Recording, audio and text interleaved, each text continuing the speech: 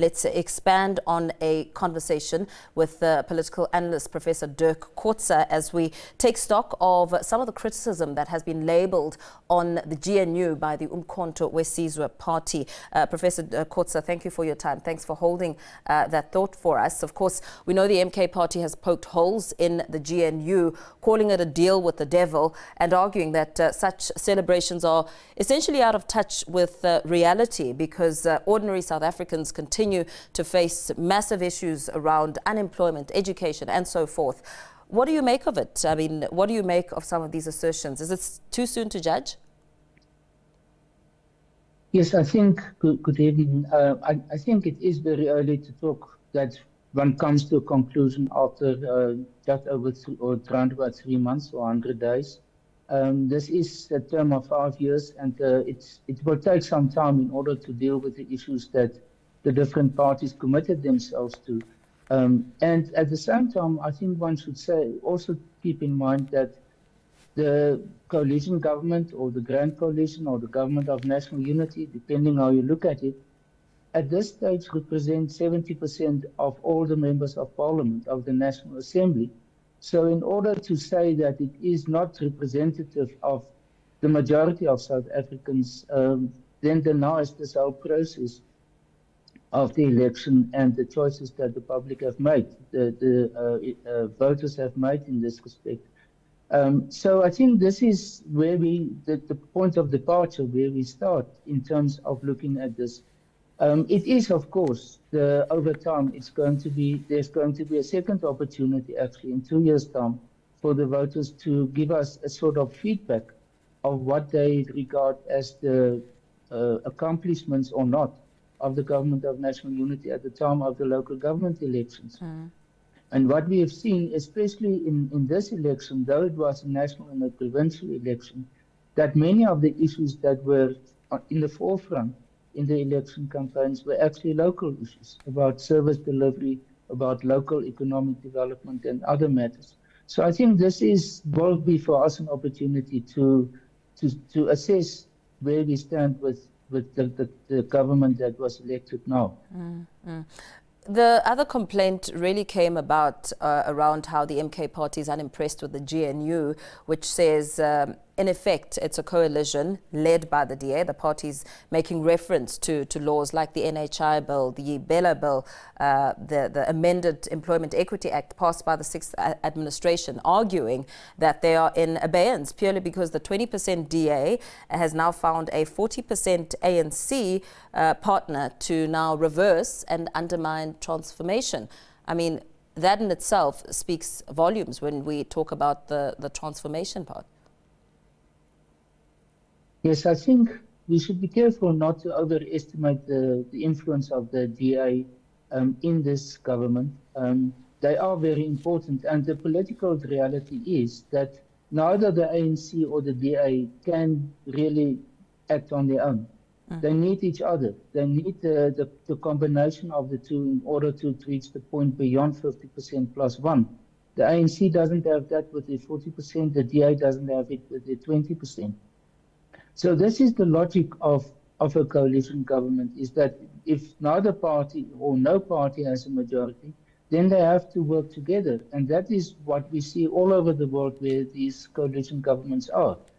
Coalition governments have to find a middle ground in order to be able to work together. And in other countries, we see that they take months sometimes in order to negotiate that middle ground. In our case, our constitution does not allow that to happen. It must be done all round about in 14 days or a little bit more. So that process is at the moment actually unfolding. I'm glad you touched, Professor, pardon me, on our constitution, because that, of course, also came up where we heard the MK party saying that it would be scrapped in favor of parliamentary sovereignty.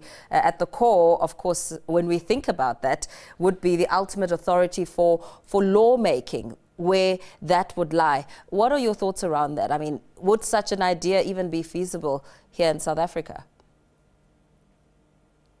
Well, many countries do have a parliamentary system. It's especially, ironically, actually, the Westminster system is the best example of that, of the UK, Canada and Australia and others. So that's the countries with a more of a colonial background. So what we, at the same time, what for them to be able to implement this, it means that they must get rid of the current constitution. And it is going to be a tough task because the supremacy of the constitution is guaranteed in Section 1C of the constitution. And Section 1 provides the foundational values of the constitution. And it is a special, as a result of that, it's a special section, and it requires a 75%, not a 2/3, 67, but a 75% majority in order to change that. So it means MK needs 75% of the total number of members of parliament in order to implement what they are saying they want to do. The other ideals which were passed through were over plans for land expropriation without compensation, a discussion, Professor Kotze, which has been viewed by some as one that may have perhaps been weaponized to scare South Africans away from each other as opposed to uniting South Africans. What are your thoughts on, you know, what has failed and just looking at that topic and the possibilities around it? I mean, when MK speaks about it, what are you thinking? Well, this is obviously something which is not new. It goes back to the time of the ANC Youth League of the 2010s under the leadership of Julius Malema. They broke away and formed the EFF to a large extent because of that.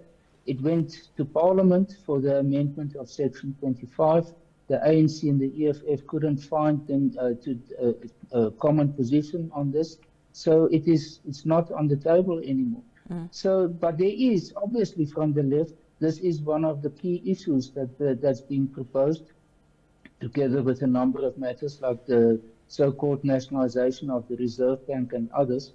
But this is regarded as one of the key components of an economic or socio-economic agenda that's being pushed by the parties left of the ANC.